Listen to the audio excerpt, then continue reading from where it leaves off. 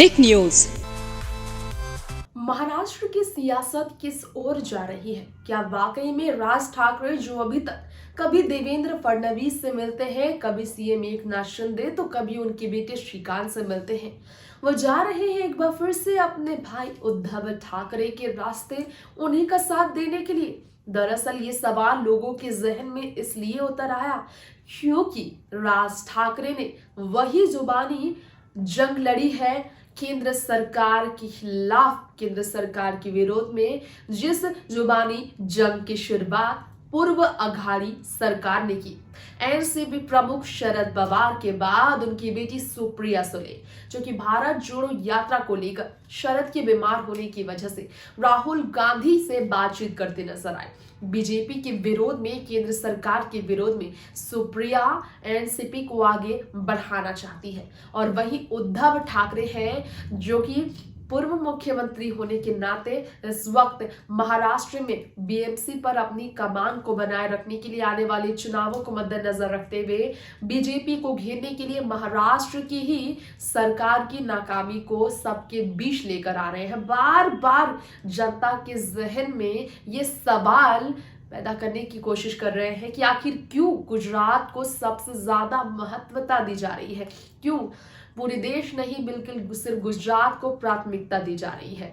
दरअसल राज ठाकरे ने अभी तो कुछ समय पहले ये कहा ही है कि प्रधानमंत्री नरेंद्र मोदी को सभी राज्य को एक बराबर सम्मान देना चाहिए, एक बराबर आंकना चाहिए, और उनके लिए सभी राज्य बराबर है। वो किसी एक राज्य के मुख्यमंत्री या राज्य मंत्री नहीं, वो देश की प्रधानमंत्री है।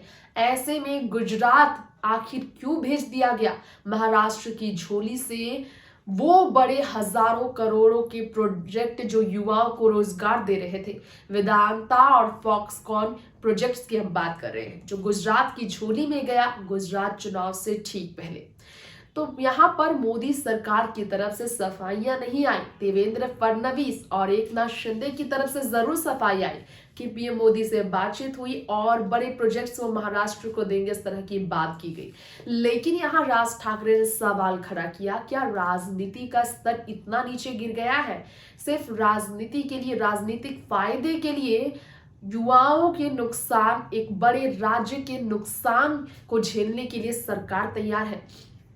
अब यहाँ पर राज ठाकरे के बाद उद्धव ने एक बार फिर से ऐलान कर दिया है कि वो किसी भी हाल में महाराष्ट्र में सीएम एकनाथ शिंदे को सीएम की कुर्सी से तो हटाकर ही मानेंगे। चुनौतियां कई बार, चेतावनी कई बार पूर्व अघाड़ी सरकार ने दी है कि एकनाथ शिंदे को सिर्फ भाजपा जो है अपने फायदे के लिए इस्तेमाल कर रही है, वो सीएम पद से कभी भी बाहर हो सकते हैं।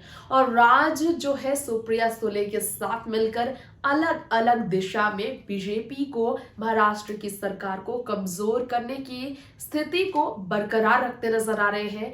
पहले खबर आ रही थी कि देवेंद्र फडणवीस और एकनाथ शिंदे के साथ राज की मुलाकात मनसे के साथ जुड़ने की है, बीजेपी और मनसे के अलायंस की है, लेकिन इन सभी अफवाहों का खंडन हुआ। मनसे के नेता ने कहा ऐसा कुछ नहीं, किसी भी तरह का प्रपोजल बीजेपी ने नहीं दिया कि मनसे को वो अपने पार्टी के साथ आगे बढ़ाना चाहते हैं।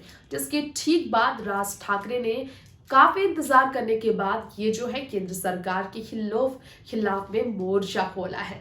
तो ये थी आज की खास रिपोर्ट, जो कि सुप्रिया सुले, राज ठाकरे, उद्धव, शरद की अपनी अपनी रणनीति बीजेपी के खिलाफ क्या है बयां करती है। आज इस खास रिपोर्ट में इतना ही। बाकी खबरों के साथ बने रहने के लिए देखते रहे टिक न्यूज। नमस्कार।